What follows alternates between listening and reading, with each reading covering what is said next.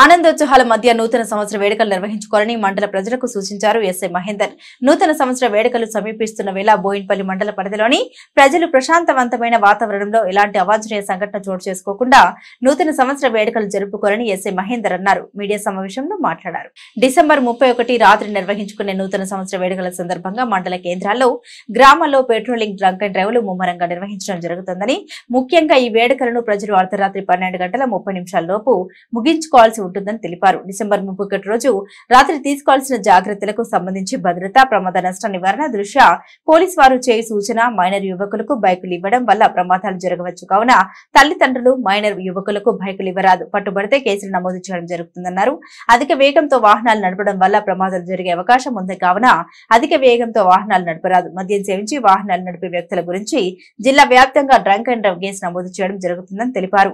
ఈ నూతన సంవత్సర వేడుకలను ప్రతి ఒక్కరూ తమ కుటుంబ సభ్యులతో ఆనందోత్సాహాల మధ్య జరుపుకోవాలని ఎస్ఐ మహేందర్ కోరారు. దావతలను చేసుకొని తాగి లేదంటే గాంజా కానీ బీర్లు విస్కీ ఇట్లా తాగి అంటే బైక్ల మీద మీరు తిరుగుకుంటూ యాక్సిడెంట్లు అవుతాయి, అలాగే గొడవలు అవుతాయి. కాబట్టి ఎవరికి ప్రజలందరికీ తెలియదు ఏంటంటే ఎవరు తాగి బైక్స్ రైడ్ చేయకూడదు, అలాగే విలేజ్లలో ఎలాంటి గొడవలు జరగదు.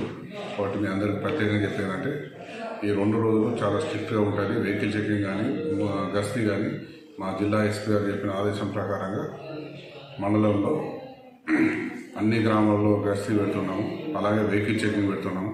ఎక్కడ తాగినా ఏది చేసినా కానీ 100కు డైల్ చేయండి, ఏ చిన్న గొడవలైనా 100 డైల్ చేయండి, మేము ఇమీడియట్గా వస్తాము. అన్ని గ్రామాల్లో కూడా పెట్రోలింగ్ మరియు కొన్ని జాగాల్లో టికెట్లు అట్లా చేయడం జరుగుతుంది. కాబట్టి ఎవరు తాగి న్యూసెన్స్ చేయడం కానీ పనులు నడపడం చేయకూడదు. వెహికల్ చెకింగ్ ఉంటుంది, అలాగే డ్రంక్ అండ్ డ్రైవ్ కూడా చేయడం జరుగుతుంది. ప్రజలు అందరూ సహకరించాలని చెప్పి కోరుకుంటున్నాను. Thank you.